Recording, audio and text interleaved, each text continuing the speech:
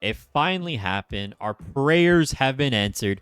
We have been asking for a change to the card acquisition process within Marvel Snap for a while now, and the change is finally here with the addition of Spotlight caches in Marvel Snap. So, what are Spotlight caches exactly? The Spotlight cache is a brand new way to acquire newly released cards, Series 4 cards, and Series 5 cards. Spotlight cache system will appear after you pass collection level 500. A Spotlight cache will replace collector's caches and collector's reserves every 120 collection level. This means that 1 in every 10 collector's reserves are becoming Spotlight caches. So here we have this helpful graphic from Second Dinner that kind of explains how the Spotlight caches work, because I know this can be pretty confusing. So let's try and get through it together as best as we can. So every week there's a new Spotlight cache with 4 cards. And it's kind of funny they use Jean Grey in this example, because Jean Grey has been data mined but not confirmed by Second Dinner until now. But anyways, I digress. Let's get back into it. So there are 4 cards. Each card has a 25% chance of being opened. When you open a Spotlight cache, you will get one of these cards.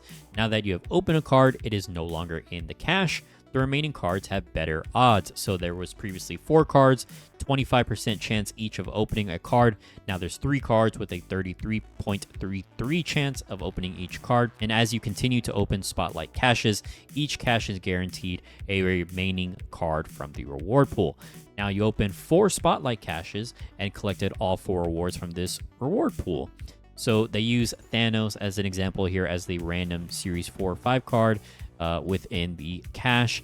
So now that you have all the base cards from the reward pool, they are replaced with Spotlight variants in a new reward pool. So to me, this is definitely a huge step in the right direction. Huge props to Second Dinner for doing this. Really do like this. Now, how better is this going to be exactly over the old system? I'm not too sure exactly, to be honest with you guys. I think only time will tell. But at first glance, this seems like it's going to result in more cards for more players, regardless of what collection level you are. So overall, I think it's going to be a net positive. They say the Spotlight cache reward pool changes each week and features 1 brand new card, 2 existing Series 4 or 5 cards, and a random Series 4 or 5 card. And then we have a couple of graphics here taking a look at the old system versus the new system. One is for Series 3 incomplete players, and one is for Series 3 complete players. So with the old system for free-to-play Series 3 incomplete player, these are the average rewards that they would have received within about a month. There would be 1 Series 4 card, 9 Series 3 cards, avatars, titles, rare variants, about 4,000 tokens, about 800 gold, and about 4,000 credits.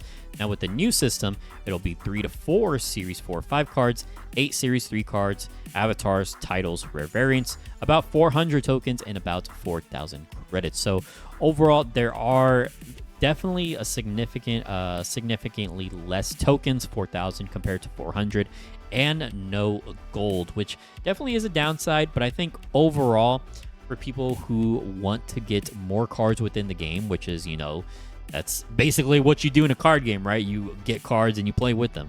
Overall, I think this is a net positive. You're going to get 3 to 4 Series 4 or 5 cards instead of just 1 Series 4 card per month, and that is for Series 3 incomplete players.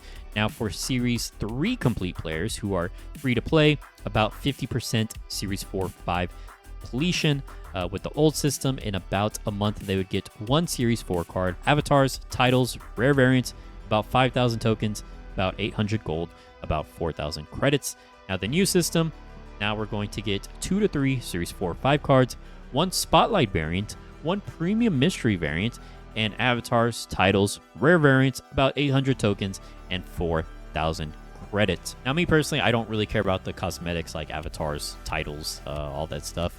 Variants I do like, I'll take variants, but this does look pretty exciting to me. I'm pretty interested in the Spotlight variant and the Premium Mystery variant. We see an example here of Null being the Spotlight variant, and it looks pretty damn sick.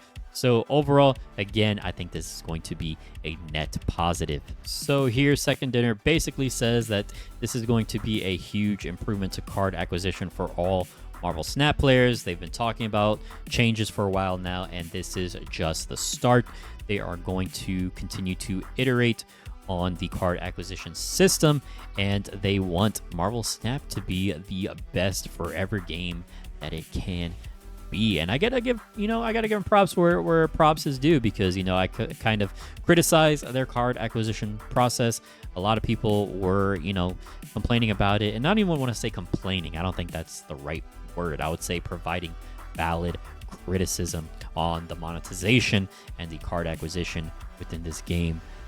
Felt very just it felt bad. It felt bad. I can't think of a better word to say right now, but it just did not feel good. So this is a huge step in the right direction. Thank you, Second Dinner, for listening to us. Now, they do have a quick Q&A session here that we can look at, because there are definitely a lot of questions regarding this change, right? So let's take a look real quick. What happens to saved collector's caches and collector's reserves when the change happens? Any saved collector's caches or collector's reserves will be turned into spotlight caches at the appropriate rate once the new system is live. So if you want to get more cards, I would recommend you start saving your caches now. But if you're more interested in picking up tokens or gold or credits, you can go ahead and keep just opening your caches. But overall, if you want more cards, you probably want to be saving those caches right now. How are collector's caches and collector's reserves changing? Every 4 collector's cache now contain 2 Series 3 or below cards, 100 tokens, a credit box that can contain 150 or 200 credits. Every 9 collector's reserves now contain 2 Series 3 or below cards, 100 tokens, 3 credit boxes that can contain 150 or 200 credits, more chance of 200 compared to the cash, and 3 cosmetics. So this is definitely a decrease in tokens, and I don't really care about the cosmetics, unfortunately. Like the avatars, titles, I already said that, but yeah, I don't really care about those. I really just want tokens, cards, maybe some credits. I'm fine with getting more credits. But in the end, again, I think this is going to be a good change. Will Series 4 and Series 5 cards still appear in collector's reserves? All Series 4 and 5 cards are moving into the Spotlight Cache. Spotlight Cache replaces the current system and results in more cards for more players. Are there fixed odds of finding a Series 4, Series 5, or Spotlight variant in Spotlight Caches? Think of the Spotlight Cache like a bag of 4 items. You pull out one at a time at random, each item having equal chance to be picked. You have a 25% chance to get one of those, then a 33% chance to get one of the remaining options, then a 50% chance to get one of the remaining options, and finally a 100% chance to get the last item. Once the bag is empty, we fill it back up with 4 items. With Spotlight Cache release, whether something is Series 4, Series 5, or is a variant does not impact their drop chance. Will I know about Spotlight Cache rewards ahead of time? We plan to announce the weekly Spotlight Cache reward pools at the start of each season. We hope that this will allow you to plan ahead and get excited for what's coming in each season of Marvel Snap. And last question here is, how does this interact with flexible series drops?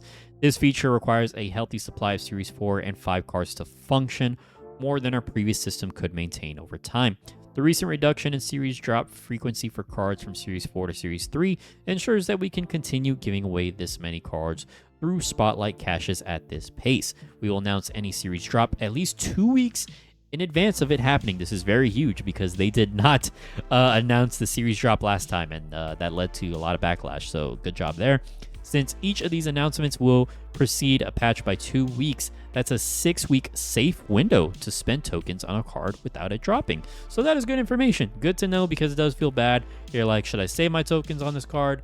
Should I buy it now? And then maybe you buy it and then it just drops later on, right? So overall, very, very good change. Very excited to see how this new system works. And I don't know if they said it here, but this system will be implemented in the next big patch, not an OTA patch, but a full-on patch, which I believe is currently scheduled for July 11th. So stay tuned. This is a very good change. Let me know what you guys think about this in the comments down below. Thanks for watching, guys. Appreciate you all, and I'll see you in the next one. Later.